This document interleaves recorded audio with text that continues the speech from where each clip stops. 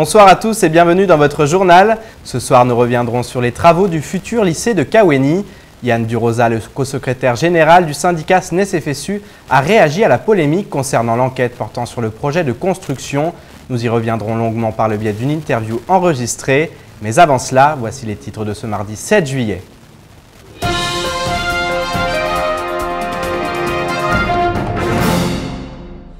Anchia Bamana a décidé de contre-attaquer. La fronde au sein de sa majorité empêche la commune d'avancer.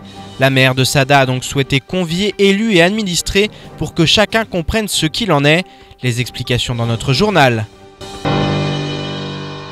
Le piratage des cartes bleues existe à Mayotte. Depuis le mois de juin, 4 plaintes ont été déposées au commissariat de Mamoudzou. Plusieurs enquêtes sont en cours pour évaluer la portée du phénomène. La vigilance est donc de mise. Lors d'un récent voyage à Moroni, nous avons pu rencontrer des résidents mahorais d'origine comorienne. En vacances ou en instance de départ, tous voient l'île au lagon comme une terre promise. Reportage à la fin de cette édition.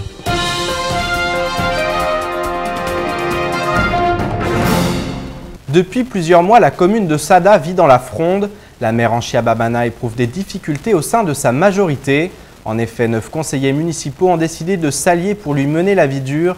Ce matin, la maire a souhaité faire bouger les choses en invitant les élus et les administrés à une conférence de presse. De quoi mettre les points sur les i pour faire avancer la commune et remplir les devoirs pour lesquels tous ont été élus. Un sujet signé Abbas Alidi et Fred Souleymana. Il était temps de crever l'abcès. C'est du moins ce qu'a souhaité Anchia Bamana à travers la conférence de presse du jour. Pour elle, les raisons de cette fronde au sein même de sa majorité sont d'ordre personnel. Un groupe de personnes, mes collaborateurs du même parti, tentent depuis un an de faire en sorte à ce que je démissionne de cette municipalité. Ils le disent clairement, ils ne me l'ont jamais caché parce que dès le départ, ils n'ont jamais avalé que je sois à la tête de cette commune. Par ailleurs, le fait que je sois une femme est un handicap pour eux. La femme n'est pas faite pour être au devant des affaires, elle est faite pour être dans la cuisine. Alors aux femmes de se réveiller aujourd'hui et de se battre pour dire que désormais elles ont leur place dans ce genre d'exercice. Troisième raison, le mode de gestion de la commune a désormais changé. Fini les bons de commande à tout va. Fini la cavalerie financière parce que je peux vous dire qu'un projet qui est financé au départ n'arrive jamais à terme en termes de finition des travaux. Du côté de l'opposition, le discours est là aussi très accusateur. Anchia Bamana n'est pas considérée comme une chef de file par certains de ses collaborateurs. Quand Madame le maire se vante d'être la seule à amener les Républicains au pouvoir, je compte juste lui dire que c'était une liste de 33 personnes. Bons ou mauvais, qui s'entendent ou pas, mais la population a élu les 1732 électeurs qui ont élu l'UMP, maintenant républicain, en mars 2014, ont élu une liste. Donc je ne pense pas que ce soit elle qui soit spécialement à la tête de cette victoire-là. Mais bon, après, vous savez... et aussi, je tiens aussi à souligner que malgré les désaccords que l'on peut avoir de temps en temps, il y a du travail qui est en train de se faire. Tout n'est pas à jeter, mais il y a des efforts qu'il faut entamer, notamment dans le domaine de la communication, dans beaucoup de domaines qui sont plus des domaines humains que des domaines des compétences. Si certains lui font front, d'autres sont exclusivement venus pour la soutenir. Il y a plusieurs raisons de ma présence ici parce que tout simplement Anchia Bamana c'est une collègue maire parmi les 17 maires de Mayotte et que comme vous le savez, nous nous sommes mis d'accord, l'ensemble de maires, d'être unis et de travailler ensemble. Deuxièmement, c'est que je pense que si on est là aujourd'hui, c'est parce que tout simplement il y a un temps pour la politique et un temps pour l'action. Et qu'aujourd'hui, la population de Mayotte attend des actions plutôt que de querelles internes qui n'apportent rien du tout par rapport à la vie de tous les jours des Mahorais et de Mayotte. Anchia Bamana est aujourd'hui lucide sur la situation. Elle sait que l'heure est grave et qu'il faut agir vite pour faire en sorte que la commune n'en subisse pas les conséquences. C'est de ma mission de dire aux administrés que la commune sera bloquée et que ses collègues qui refusent ma présence ici bloqueront avec les collègues de la vraie opposition. Je fais appel à mes adjoints de Mangajou de venir sur la table pour qu'on puisse enfin terminer le travail qu'on a commencé, parce que je sais que les adjoints de Mangajou ne font que suivre la mouvance des 9 personnes de SADA qui ne veulent pas de ma présence ici. Venez nous rejoindre pour enfin terminer tous ces projets qui sont là. Venez nous rejoindre pour aller chercher les financements, parce qu'actuellement nous sommes pauvres, nous sommes en déficit depuis 2010, pour qu'ensemble on puisse enfin réaliser tous ces projets qui ont fait l'objet de notre présence ici, et nos administrés nous attendent. Pas sûr que cette conférence soit suffisante pour arranger les choses, mais Anchia Bamana est maintenant libéré d'un poids et peut avancer vers ses objectifs. Mais alors, seul ou accompagné, l'avenir le dira. Et ce matin s'est tenue une réunion d'organisation générale pour tous les pêcheurs. À l'ordre du jour, les problèmes quotidiens rencontrés par les professionnels de la pêche, notamment le carburant et les barques. Chaque mois, les pêcheurs en barque ne peuvent acheter plus de 2700 litres de carburant, peu importe le nombre de sorties en mer. D'autres conditions sont imposées puisque les 2 moteurs obligatoires ne doivent pas excéder 40 chevaux. C'est la goutte d'eau qui fait déborder le vase, sachant que seules les barques de pêche sont soumises à cette réglementation. La colère gronde, comme nous l'expliquent dans ce reportage Abbas Alidi et Leslie Vimenet.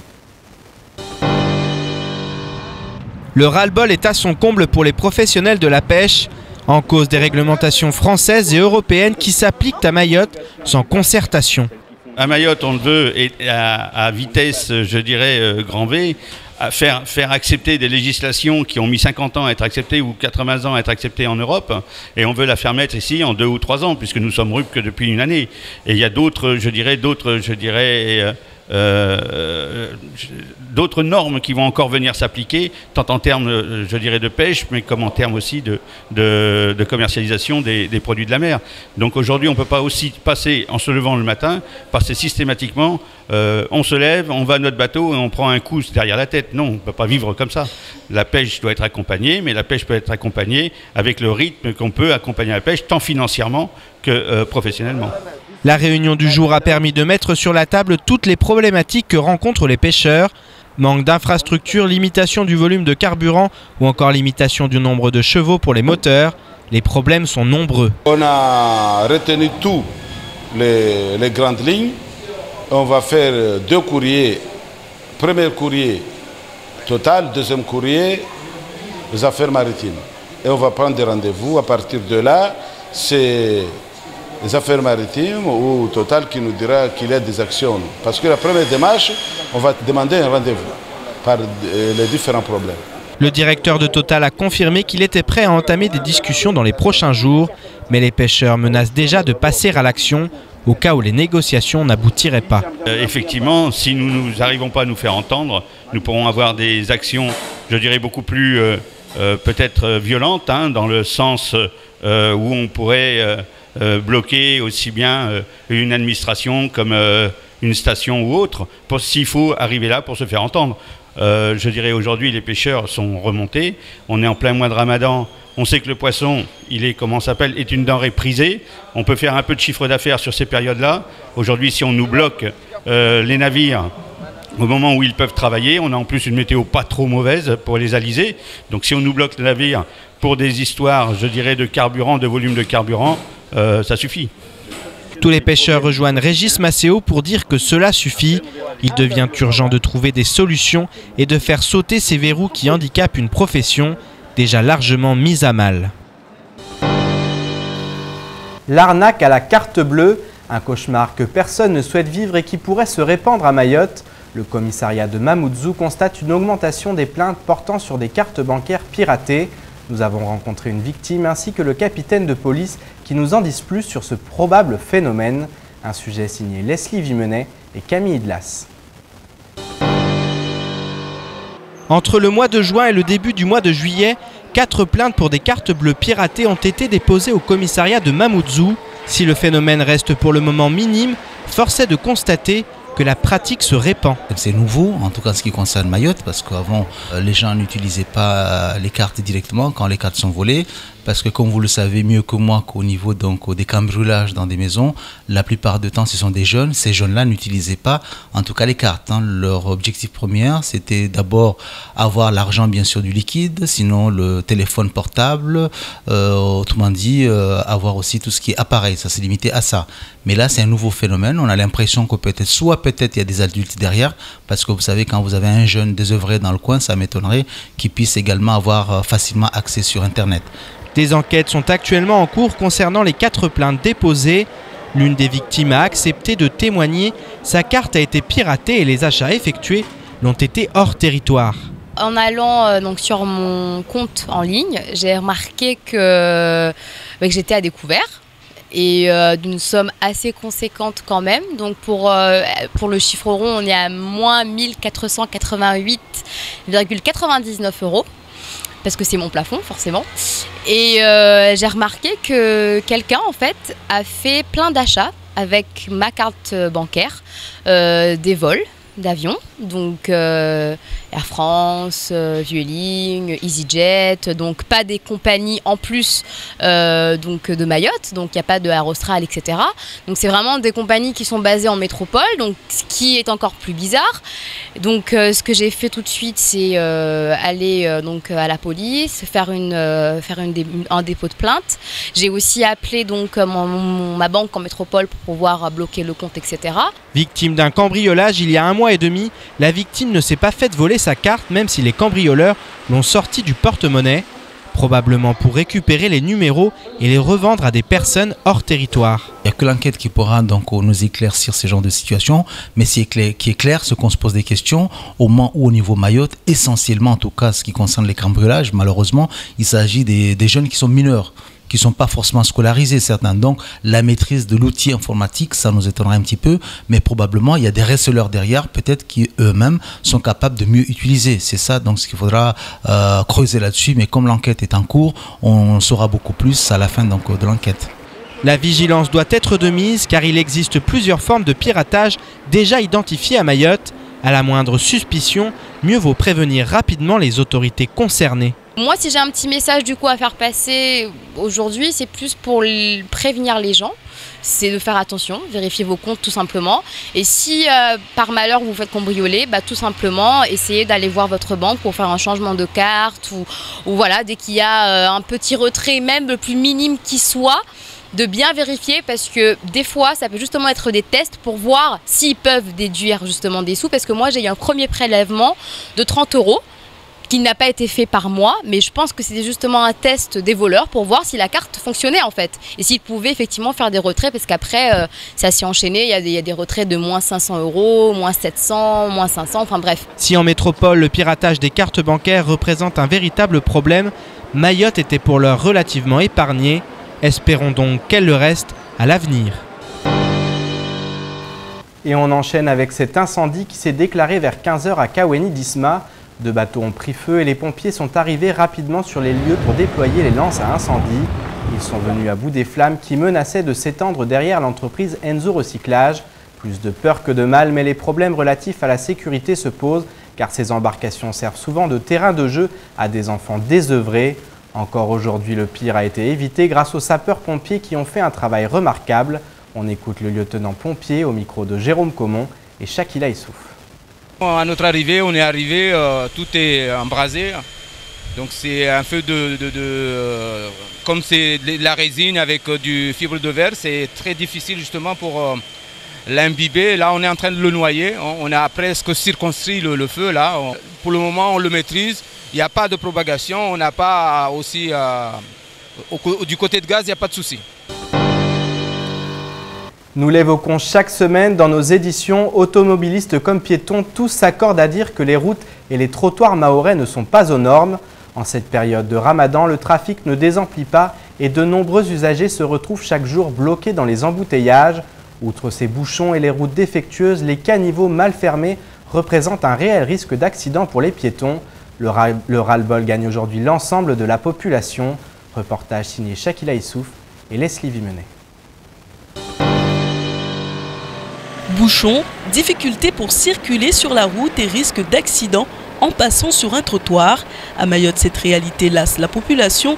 Ce petit garçon, comme des dizaines d'autres qui franchissent ce caniveau, ont été victimes d'accidents, leurs pieds se retrouvant bloqués entre les rails de cette protection métallique.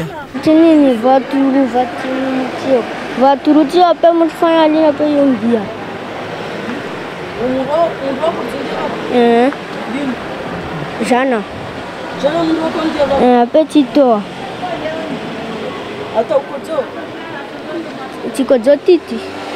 Susikiti shalta porna voamana angalia tsusujamba voamana au kavu tsusujwavo on mana jeti katsono skwa jan disengage je tongweni tsona wa bani ndisemba wa anambia mbayo voamana be kaptaporo na mtu avira jangalia jara kama namnaita vamnyangu jana zuzi atoa shuna ya kabale.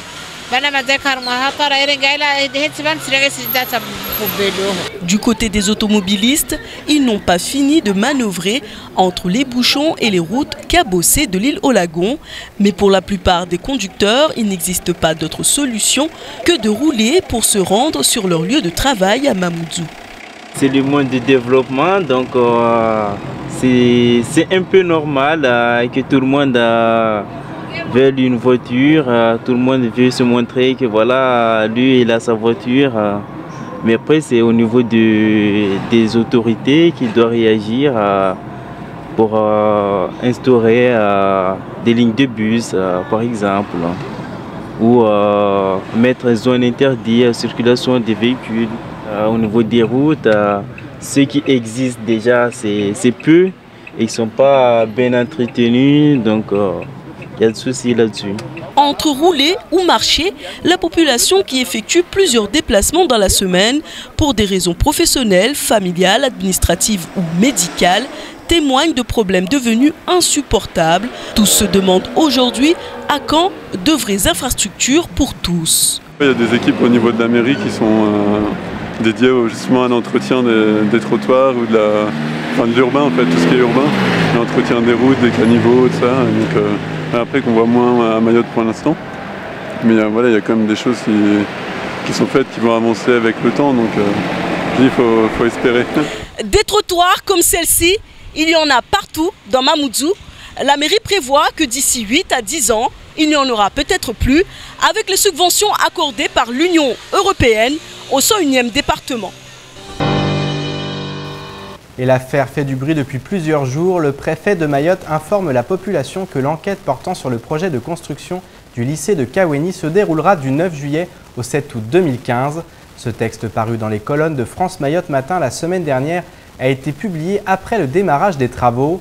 Selon le code de l'urbanisme, le bilan de l'enquête publique aurait dû être joint à la demande de permis de construire. Cette mesure est destinée à prévenir les contentieux en aval et renforcer l'accessibilité du projet. Dans la réalité, le permis a été délivré le 30 septembre 2014, il y a presque un an. Les remarques de la population ne seront donc pas prises en compte et la construction de l'établissement portera à 10 000 par jour le nombre d'élèves transitant sur la zone sensible de Kaweni. Yann Durosa, le représentant du syndicat SNES au lycée de Kaweni 1, était notre invité hier. On l'écoute lors de cette interview enregistrée, portant notamment sur cet épineux sujet. Les enquêtes publiques, c'est un processus qui est assez ancien dans notre République. Ça remonte au 19e. Pour une raison simple, c'est que ces enquêtes publiques étaient là au départ pour vérifier si l'expropriation se faisait de manière correcte, pour respecter le droit à la propriété, qui était un droit de notre République. Et au fil du temps, ces mesures d'enquête publique ont évolué.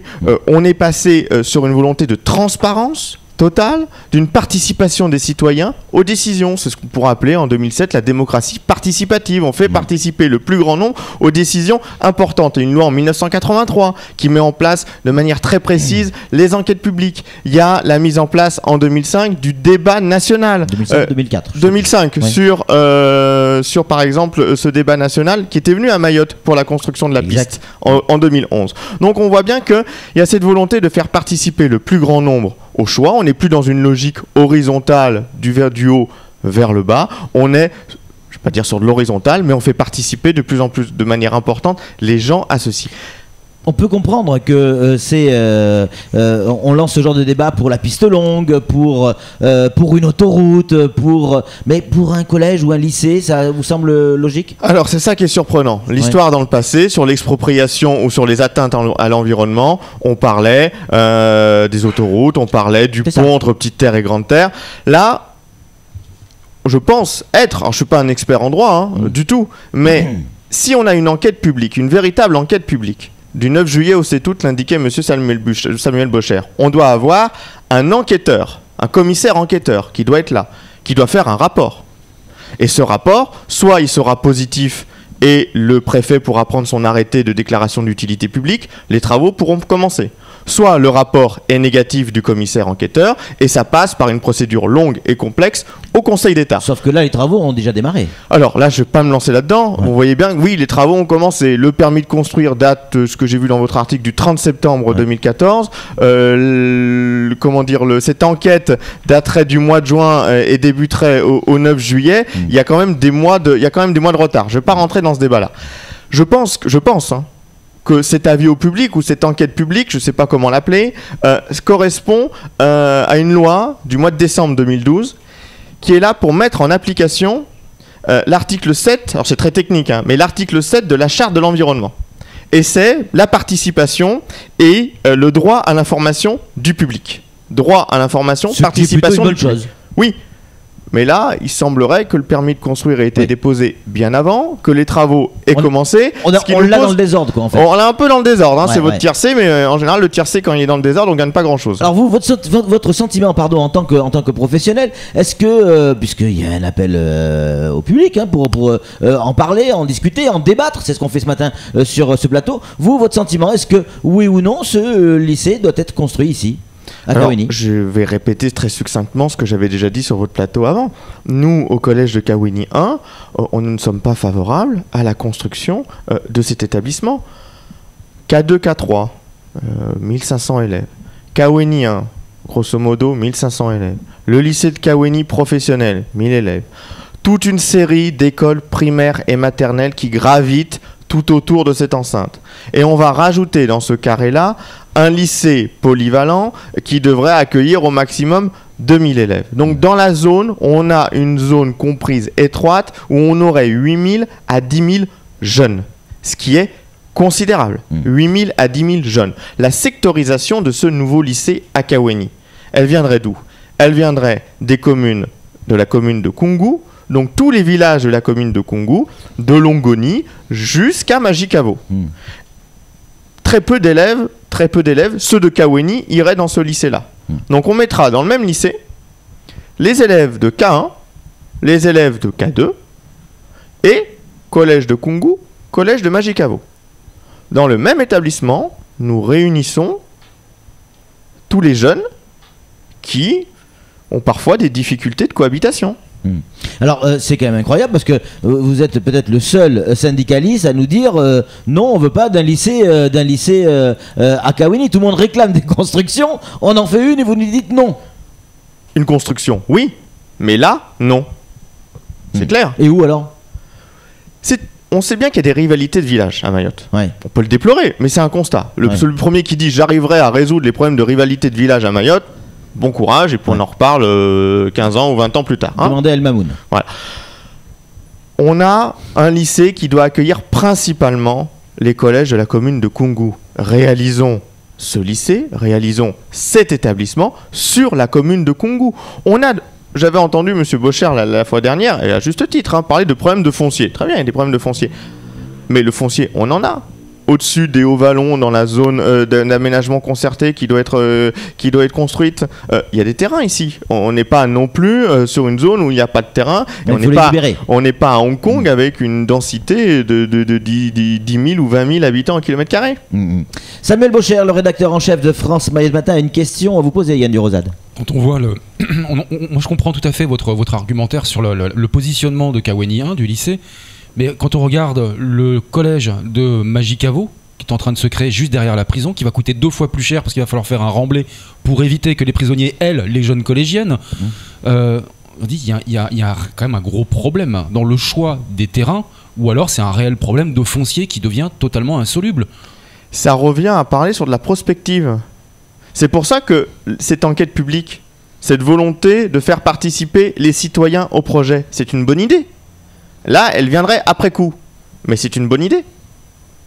On va pouvoir exprimer. Moi, le 9 juillet, je vais pouvoir apporter un document avec l'argumentaire que je viens de vous faire de manière étayée par rapport à cette construction du lycée. Bien sûr. C'est quelque chose qui est important. Pourquoi on ne réfléchit pas? Alors, le projet est ancien. C'est pas du tout. Je mets pas du tout le doigt sur l'équipe actuelle au vice-rectorat. Ce projet, il date de 2010. C'était même pas l'équipe précédente, c'était l'équipe d'avant. Donc, on voit bien qu'il y a une difficulté. Alors, je veux bien qu'il y ait une difficulté sur le terrain, mais là, franchement. J'ai tenu les mêmes propos au CLSPD à la mairie de Mamoudzou. Il fallait voir les regards de certaines autorités publiques. Et qui disaient, bah oui, il y a un problème, il y a un souci. Et alors, sur l'enquête publique là, qui va être mise en marche, la procédure d'application de cette charte de l'environnement, il y a 2 phases à la fin qui sont importantes et qui sont écrites dans cette loi du 27 décembre 2012. C'est quoi ? C'est qu'on sur 2 documents séparés. On aura la synthèse des critiques ou des observations qui ont été faites. Et ensuite, sur un autre document, on aura la décision et les motifs de la décision prise par l'autorité administrative. Est-ce qu'ils peuvent ne pas tenir compte des remarques des citoyens? Oui, les travaux ont déjà commencé. Oui. Donc, les travaux ont déjà commencé. Je résume. Quand on commence des travaux et qu'on fait après une enquête publique ou un avis au public par rapport à ces questions-là, on s'aperçoit bien qu'il y a un souci quelque part. Voilà, nous, on va profiter de cet avis, de cette enquête publique pour pouvoir s'exprimer et dire officiellement par écrit, couché par écrit, tout ce qu'on dit depuis des années là-dessus, puisque même fut un temps je parlais déjà du lycée de Kaweni. C'est quelque chose qui est important pour nous. Alors après, est-ce que ça va être tenu compte ou pas? Ça, c'est autre chose. Est-ce que si par exemple on trouve que c'est un avis, oui, que c'est plutôt une mauvaise chose de le construire là? Parce qu'il n'y a pas uniquement des questions de localisation, il y a des questions de coût. Fut un temps de ce projet en 2010, l'ancien vice-recteur François-Marie Perrin disait quoi?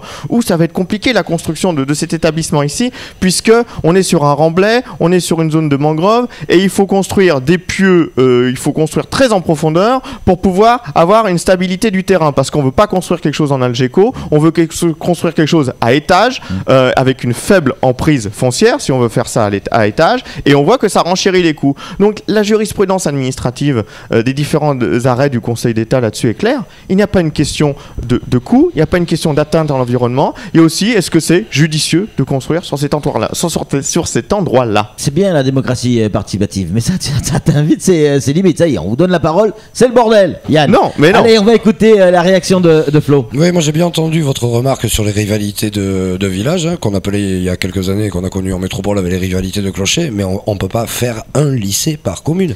Moi chez moi on faisait 30 bornes pour aller au lycée quand on était d'un village. Vous avez salué tout à l'heure la construction du collège de Ouangani. Oui. Pas moi. Si vous, c'était un vous englobant.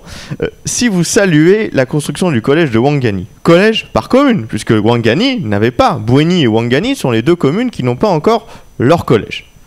Vous saluez la construction de ce collège à Ouangani. Pourquoi on ne pourrait pas saluer la construction d'un lycée sur la commune de Koungou, qui est une des plus grosses. C'est pareil en métropole. Non, il y a un collège par commune et pas un lycée par commune. Et c'est une des communes les plus grosses, et on a une zone importante, suffisante d'élèves pour construire ce lycée sur la commune de Koungou, puisqu'on a plusieurs collèges. Je ne vais pas vous rappeler que le collège de Koungou est un des plus gros collèges de France, ou le plus gros collège de France.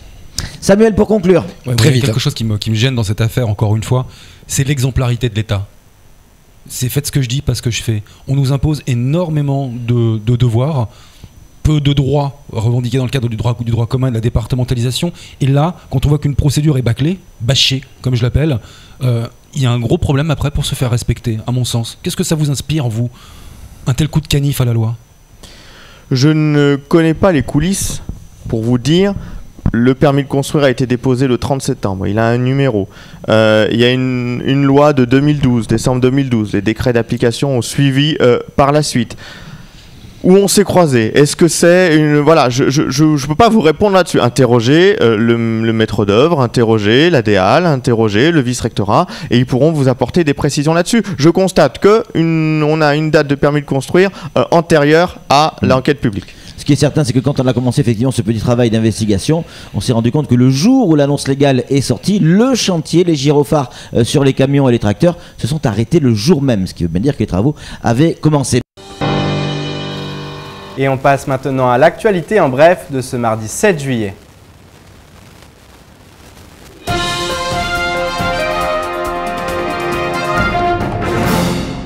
Depuis le 15 juin dernier, les personnels de la compagnie Air Madagascar sont en grève.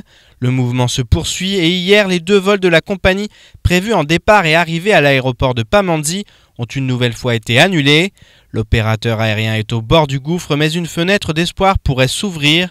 En effet, le président de la République malgache a annoncé hier qu'il allait prendre des mesures pour résoudre la crise. Il a prévu à ce titre un changement du conseil d'administration, conseil qui devrait ainsi procéder à une démission collective. Plus de 400 vols ont d'ores et déjà été annulés depuis le début de la grève des employés de la compagnie aérienne malgache. Aujourd'hui, le préjudice dépasserait les 10 millions de dollars. Toujours dans la rubrique compagnie aérienne, fort de son nouveau dynamisme, Air Austral continue d'innover et lance de nouveaux services à bord de ses vols long courriers visant à apporter encore plus de plaisir et plus de choix à sa clientèle. Depuis le 20 mai dernier, la clientèle de la classe loisirs profite de ce service plus qui vient compléter la gamme des extras repas lancés en février dernier par la compagnie. L'extra champagne, un apéritif gourmet composé d'un quart de champagne et d'un assortiment de canapés salés au moment de l'apéritif avant de profiter de son repas. Une nouveauté proposée est disponible à la réservation jusqu'à 72 heures avant le départ. Les passagers confort et club austral ont le privilège de pouvoir savourer depuis le 16 juin la toute dernière nouveauté de la compagnie, l'instant caviar. L'offre comprend 15 grammes de caviar accompagné de blinis chauds ou simplement d'une petite cuillère de dégustation pour les puristes, servi d'une boisson alcoolisée au choix. Enfin, depuis le 7 juin, sur les vols de jour, Air Austral propose à tous ses passagers des glaces à bord. Les clients de la compagnie pourront se laisser tenter par la dégustation de ces sorbets pure pulpe de fruits issus de la production locale réunionnaise. La société publique locale est un outil créé en 2010 à l'usage des collectivités. C'est une entreprise de droit privé dont le capital est apporté par les collectivités seuls actionnaires. Elles ont pour objet l'aménagement des territoires. Fin 2011, alors battu aux élections à la présidence de la CIM, Daniel Zaidani a annoncé officiellement le lancement de la SPL 976. 4 communes sont entrées au capital à hauteur de 10 000 € chacune et le Conseil général a mis la main à la poche à hauteur de 190 000 €. En juin dernier, la majorité a basculé et la présidence de la SPL est revenue à Boari Bichara, conseillère départementale de Dembéni et chef d'entreprise. C'est après examen de la comptabilité et des frais de fonctionnement qu'elle a déposé plainte auprès du procureur de la République ce lundi 6 juillet. Plusieurs délibérations sont en cause, notamment l'indemnité faramineuse accordée au président de la SPL, Daniel Zaidani, alors président du Conseil général. 8 272 € par mois s'ajoutant aux 5 100 € d'indemnité mensuelle d'élus du département. De même pour Saïd Issouf, directeur général de la société qui s'est vu allouer une rémunération de 8 600 € par mois avec avantages tels la prise en charge des tickets restaurants. Ce ne sont pas les seuls éléments ayant poussé Boari Bichara à s'interroger sur de possibles détournements de fonds publics. Mais pour l'heure, l'avenir dira si le parquet donnera suite au dossier. A noter que demain matin, Boari Bichara s'exprimera en exclusivité dans la matinale de Kwezi. Daniel Zaidani a également accepté de s'exprimer prochainement dès son retour de métropole.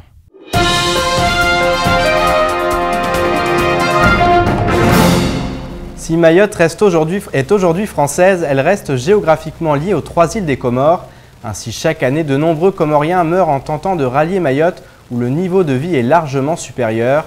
Lors d'un récent voyage à Moroni, nous avons rencontré des Comoriens résidant dans le 101e département et venus aux Comores pour les vacances.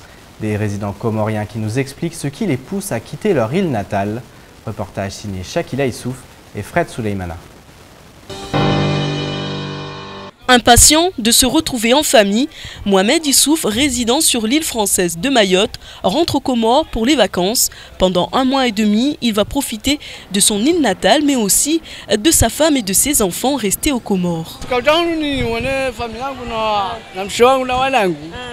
Après, c'est vacances à Haïrindeke. À moi voyage à l'Australie, on nous a tout le monde décidé puisque aller à Kauri Saidi à Chaban Walingonai, Kaban Walinka, Voli, Kautusina, Tazekolisa, Lazibalia, Si les Comores sont encore sous-développés sur certains points, les trois îles n'ont rien à envier au 101e département français. Les nids de poules sont légion, tout comme les embouteillages, dus à un grand nombre d'automobilistes. Plusieurs fois par semaine, des dizaines de Comoriens quittent donc les Comores pour Mayotte dans l'espoir d'accéder à un niveau de vie supérieur. Au détour d'une rencontre à l'aéroport international de Moroni, Prince Saïd Ibrahim, un homme témoigne à visage caché. Il ne pense qu'à une chose, quitter les Comores au risque de voyager par Kwassa pour rejoindre Mayotte.